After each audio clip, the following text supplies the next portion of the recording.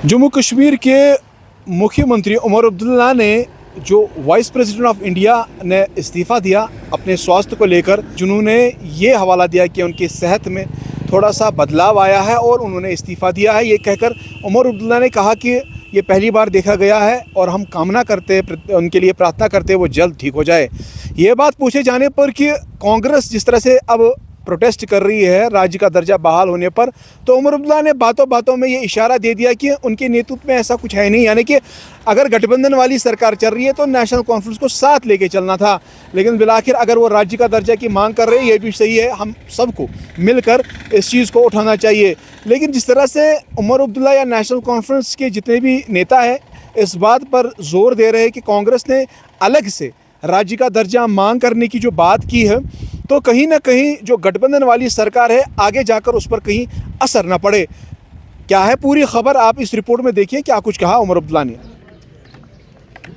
सबसे पहले तो मैं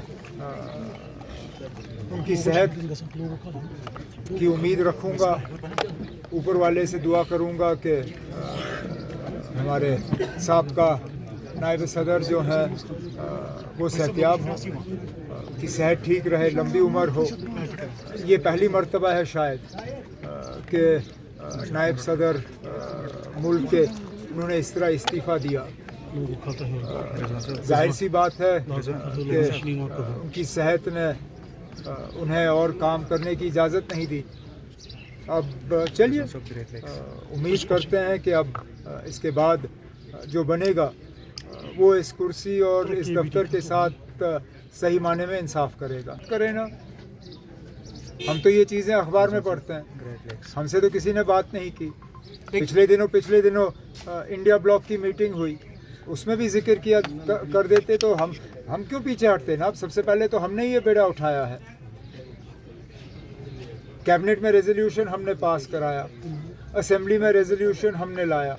तो दूसरी बात है कि वहाँ हालात की वजह से उस रेजोल्यूशन पे बहस नहीं हो पाई, लेकिन ये बेड़ा हमने उठाया है। अब इतने दिनों के बाद उनको एहतजाज करना याद आया, बड़ी अच्छी बात है। लेकिन अगर उनको हमारा इसमें सपोर्ट चाहिए, हमारी मदद चाहिए, तो हमसे बात करें, हमारे साथी भी इसमें शामिल होंगे।